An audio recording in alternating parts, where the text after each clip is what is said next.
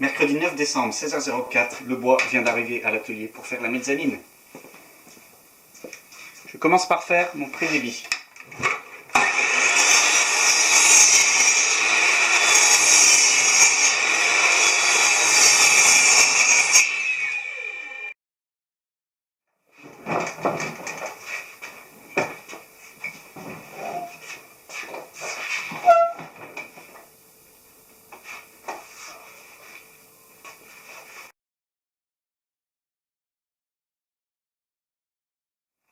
Voilà, le pré-débit est fini. Ça prend beaucoup moins de place dans l'atelier maintenant qu'il n'y a plus de longueur de 5 mètres.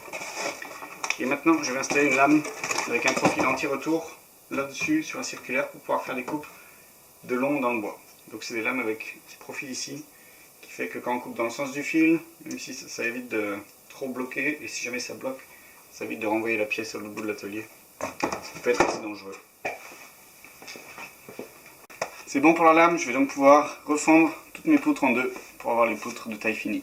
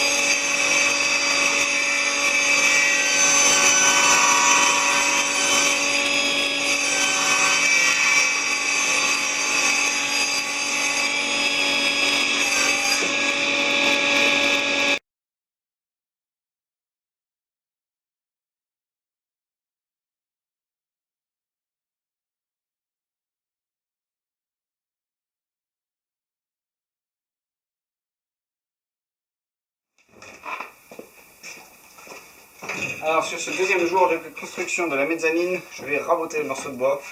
Là ils ont une vieille couleur jaune à cause des produits qu'ils ont mis dessus pour éviter que ça pourrisse et que ça se fasse attaquer par les bêtes. C'est du pain de charpente qui est traité. Et du coup je vais enlever cette première couche jaune, les vieux traits de scie tout moches pour faire une belle passe bien propre à la dégauchisseuse et à la raboteuse. J'ai mis des fers tout neufs et ça coupe super bien.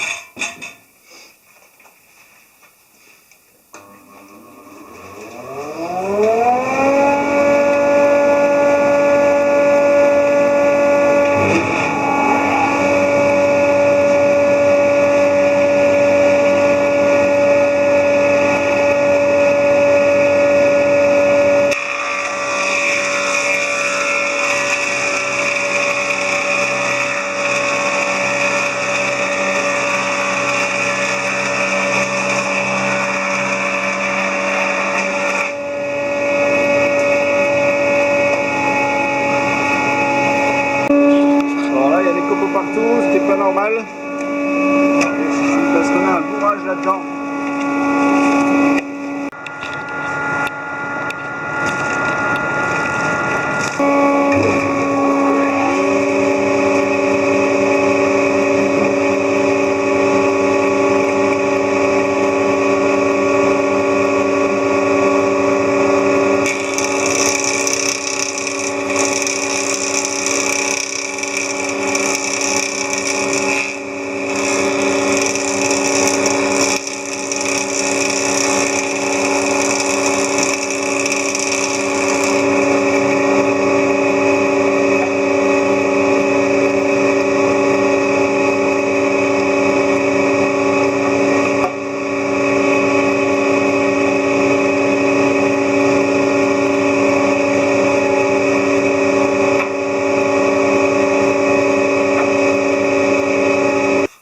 Donc on a dégauchi, on a deux faces d'équerre sur chacun des morceaux.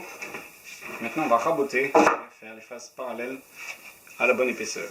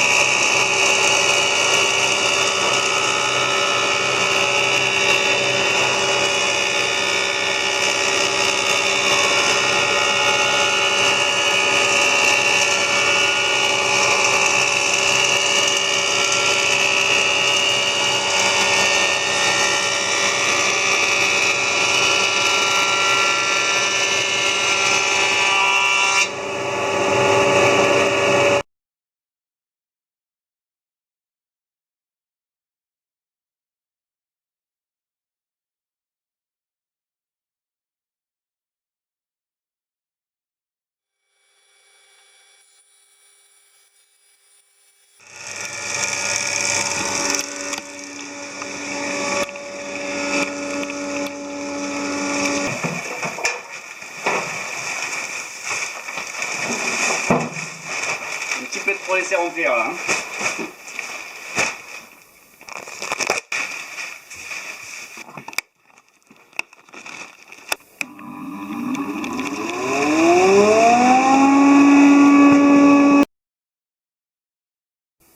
Et voilà, tout le bois pour la mezzanine est raboté, dégauchi, bien propre. Plus qu'à faire tous les assemblages et la construction. Donc avec ce qui reste du parquet, je suis en train d'assembler des lames entre elles pour fabriquer les marches de l'escalier. Et le collage est en train de sécher. Voilà, c'est ici un gros bloc de morceaux de lames de parquet que j'assemble tout ensemble.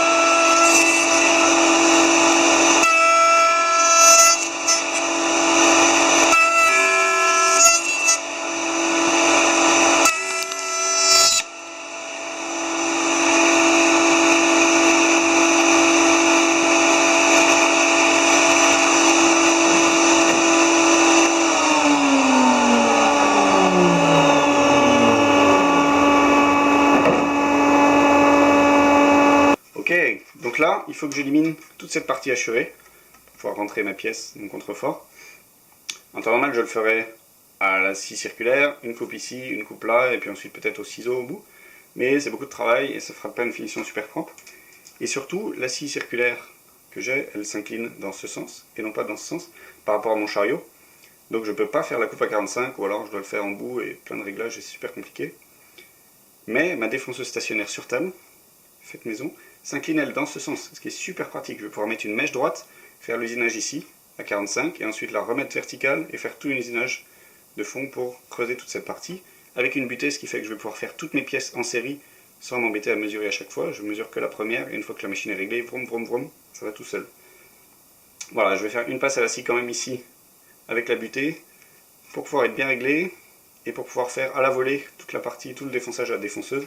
Et comme j'ai qu'une seule butée, je vais pouvoir la régler pour la coupe à 45, et pour la première coupe.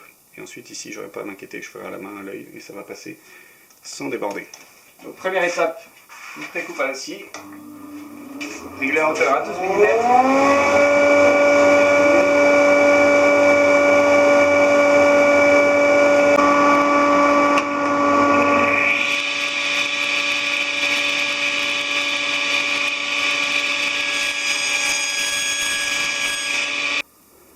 Donc j'ai ma défonceuse sur table ici. Je vais faire le réglage pour cet usinage. Alors, je trouve un bon 45 degrés.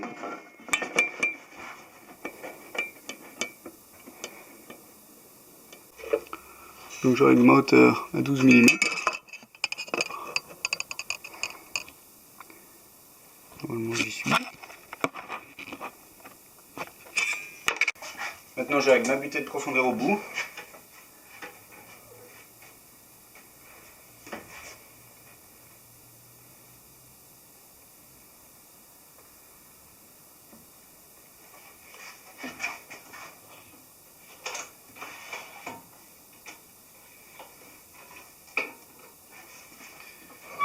Et voilà, on peut usiner.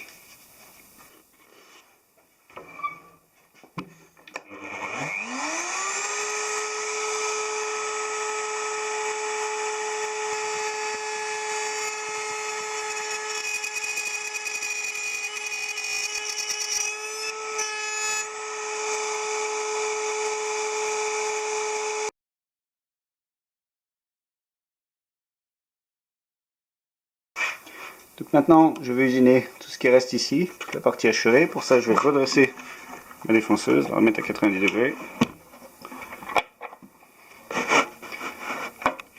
Avancer un petit peu la table. Et remonter la hauteur. Jusqu'à arriver à mes 12 mm.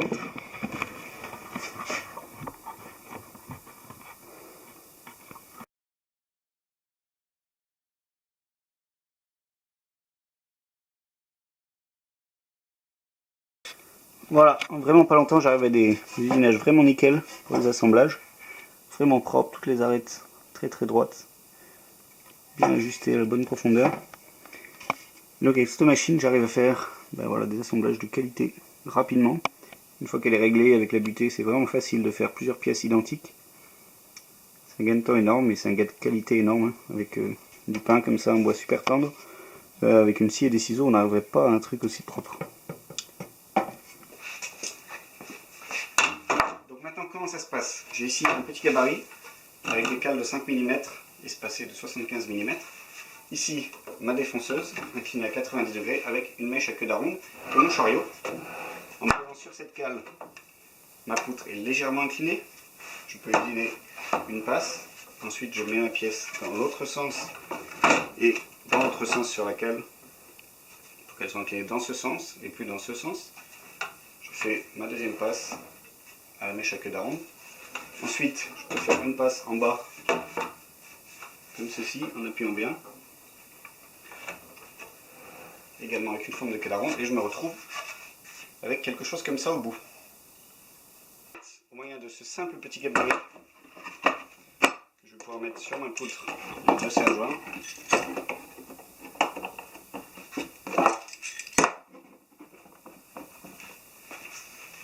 Je prends une deuxième défonceuse avec également la même mèche à queue d'aronde. J'ai réglé en profondeur la bonne profondeur. J'usine comme ceci en suivant mon gabarit.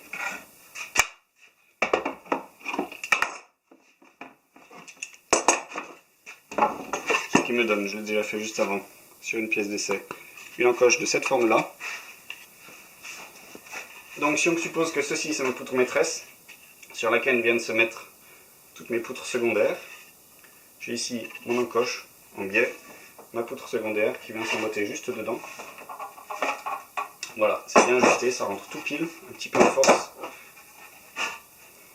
Du fait qu'on est en biais là, légèrement en V, les forces d'appui ne sont pas que sur le fond, ce qui présenterait un risque de craquage au niveau du fond, si tout l'appui était là, mais ils sont répartis sur toute la hauteur, donc c'est toute la poutre qui porte les poutres secondaires et pas juste les 3 cm du bas qui restent.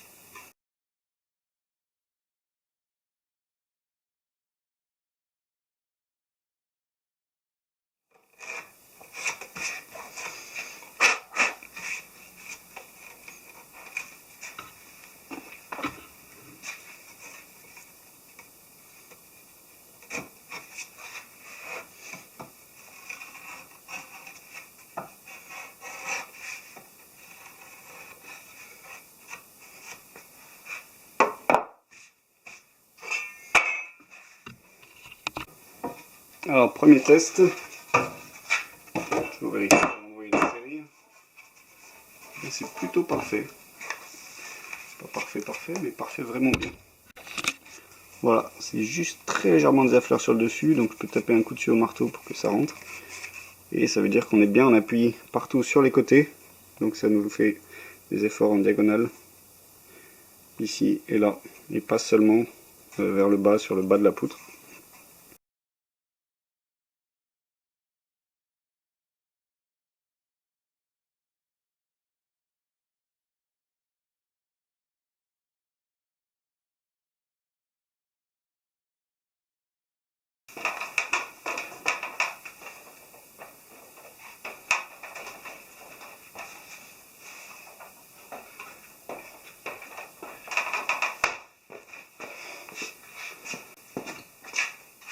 Alors, premier pré-montage de la structure complète, enfin presque complète, la partie basse de la structure, dans l'atelier.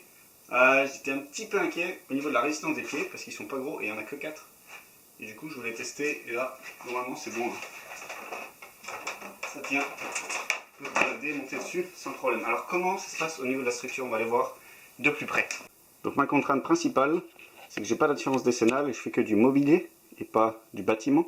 Donc a priori j'ai le droit de mettre aucune vis dans un mur, hein, même pas toucher, même pas une cheville, une vis. Donc comment on fait une mezzanine qui se tient sans bouger et qui résiste sans être fixée au mur? Là j'ai une pièce, j'ai 4 pans de mur sur lesquels je vais m'appuyer avec des coins. Donc ici je vais avoir un espace de 2 cm entre la poutre et le mur, je vais glisser un coin par en haut et pareil à l'autre bout là-bas. Et sur ce mur là la même chose. Et sur ce mur là la même chose. Au bout de cette poutre là, on va être en contact avec le mur.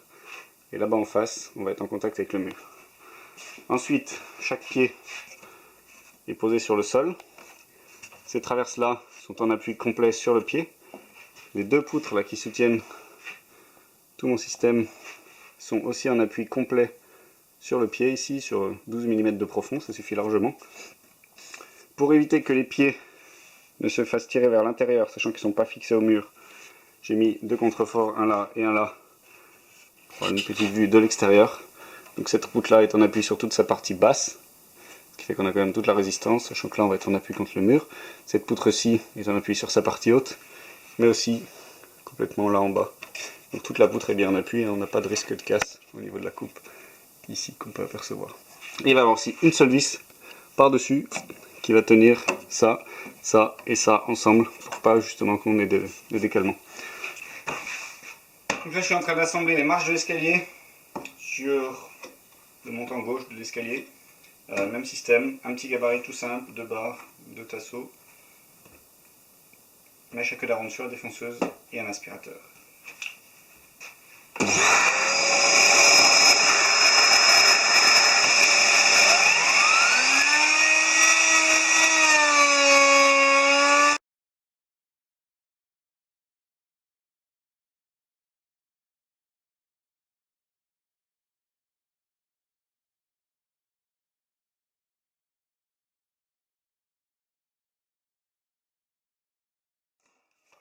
Ok, mes entailles sont faites, il ne reste plus qu'à faire la partie un peu carrée au bout, qui non, maintenant est tout arrondi.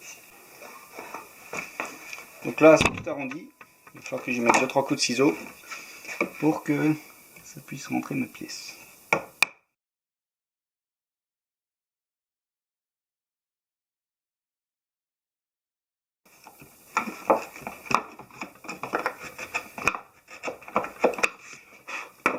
Et donc très pratique pour les gratter dans les coins, j'ai ces 2 ciseaux affûtés avec un angle de queue d'aronde. On a beau être dans un atelier avec plein de machines, il y a quand même quelques trucs qu'on ne peut pas faire à la machine qu'il faut finir à la main, ça va plutôt plus vite et ça fait un meilleur résultat. Là j'affleure les queues d'aronde à l'avant des marches de l'escalier.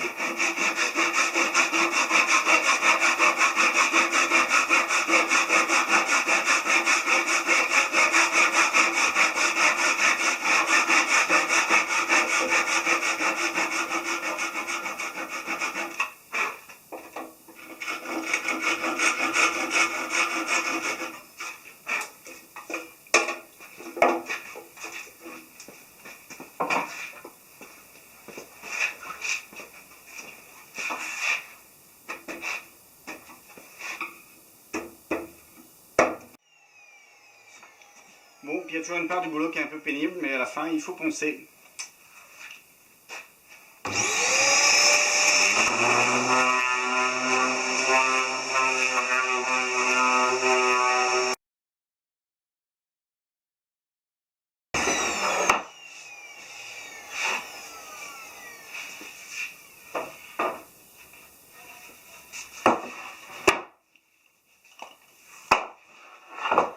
Alors avant de poncer, on voit un petit coup de rabot sur les arêtes. C'est le petit chanfrein. Je peux le faire à la machine, mais j'aime mieux en rabot. Ça donne ce petit côté fait main. C'est pas des champignons industriels, sériels, tous exactement identiques. Il y a une légère variation. Je mets un petit coup sur les parties pas vues juste pour la manipulation, pour pas qu'on se mette des écharpes de montage. Et sur les angles vus, je vais un petit peu plus marqué de chaque face.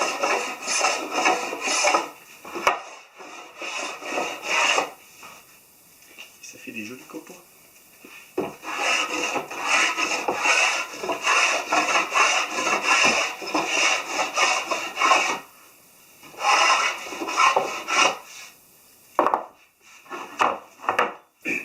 Pour cette étape, la préparation du produit de finition, on passe en cuisine. Je vais donc faire fondre dans une grande casserole destinée à cet usage un bloc de cire d'abeille. Ça se trouve chez les apiculteurs et dans les jardineries peut-être. Avec un petit peu de cire de carnauba, ça se trouve chez des vendeurs de produits de finition. Et un peu d'huile de lin naturelle. Je vais mélanger et faire fondre. Une fois que ce sera fondu, je vais diluer un petit peu à l'essence de térébenthine pour la faire plus fine et qu'elle pénètre mieux à l'intérieur des pores du bois. Voilà.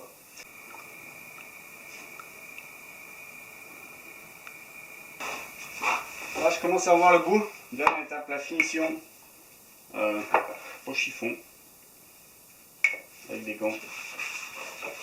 Puis je tartine. On a un paquet de pièces à passer.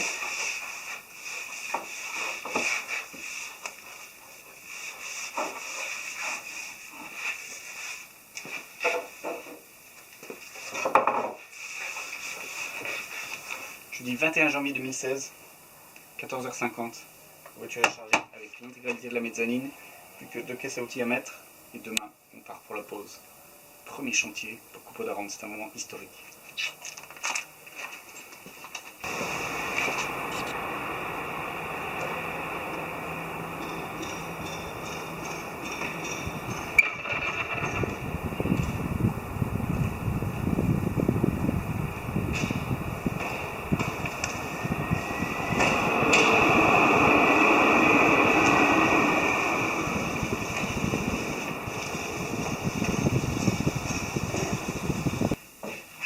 Bon, donc nous voilà sur le chantier de la mezzanine. Ça va être ici. Pour l'instant, c'est une petite pièce, 2,50 m par 2,50 m. Il y a 3,5 m de plafond, donc largement la place d'avoir un deuxième étage, presque à hauteur de l'eau. Voilà, tout est monté, 6 volets de marche, une douzaine de colis. C'est déjà le sport de la journée, et c'est même pas midi. C'est parti.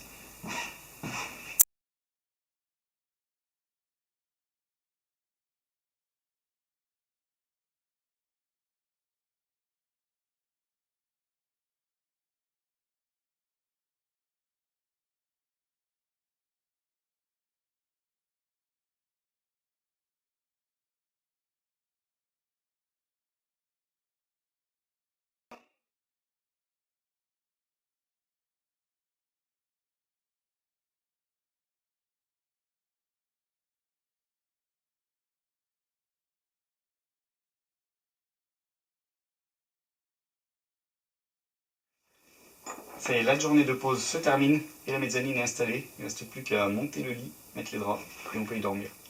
On va aller voir les détails.